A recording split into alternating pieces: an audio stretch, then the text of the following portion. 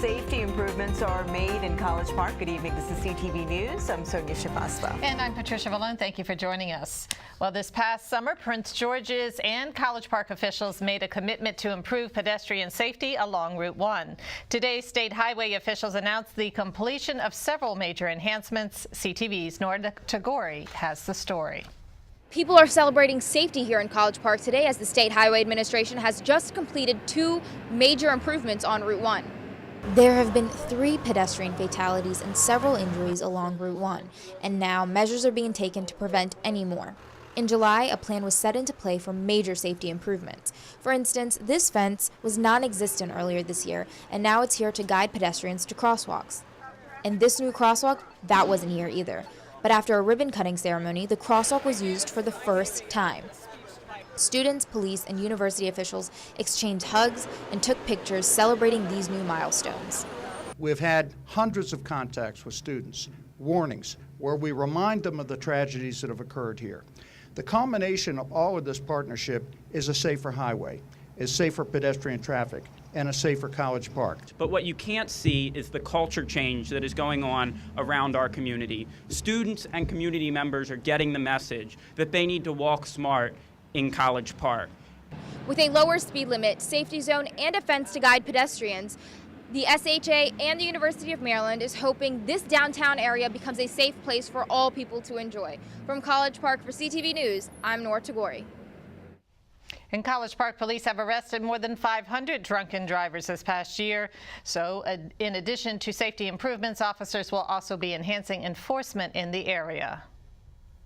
Prince George's leaders are dealing with a growing budget deficit that County Executive Rushern describes as dire. Weak tax revenues has put finances nearly $60 million in the red and threatens the county's AAA bond rating. The administration has already imposed modest hiring and funding freezes across the government and is looking at additional ways to stop the hemorrhaging in the fiscal year 2015 budget. Now, Baker says that means working with council members to make difficult choices, which could mean putting previously supported programs on the chopping block.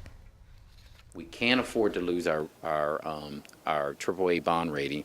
We have a tax cap in the county, and so we have to come up with some tough decisions, both the county executive and the council.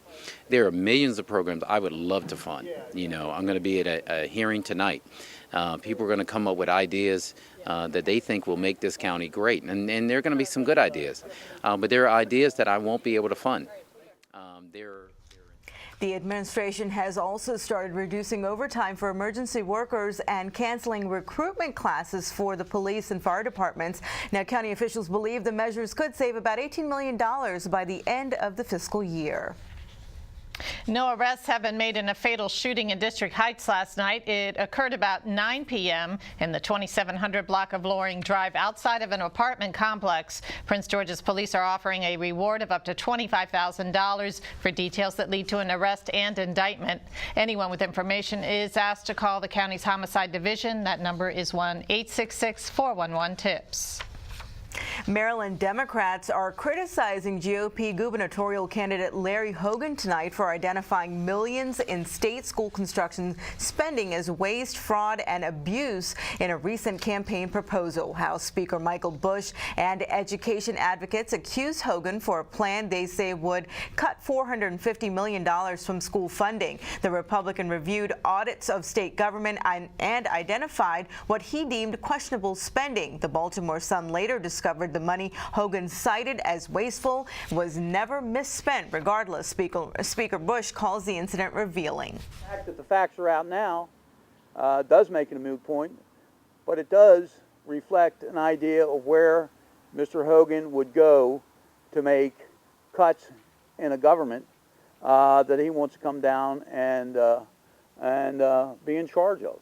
Schools are reaching out for resources to help us build the safest, most modern schools for our children, the schools that our students deserve. The Hogan plan would result in debilitating overcrowding in classrooms, and more of our students would be stuck in temporary trailers rather than in safe, modern buildings. Now, in a response, a spokesman from the Hogan campaign released a statement which says in part, quote, Larry Hogan is not going to cut school construction funding, and it's disappointing that Speaker Bush would echo Anthony Brown's nonsense instead of calling on the lieutenant governor to address the rampant waste, fraud, and abuse in his administration. And you are watching CTV News. I'm Sonia Shrivastava. And I'm Patricia Vallone.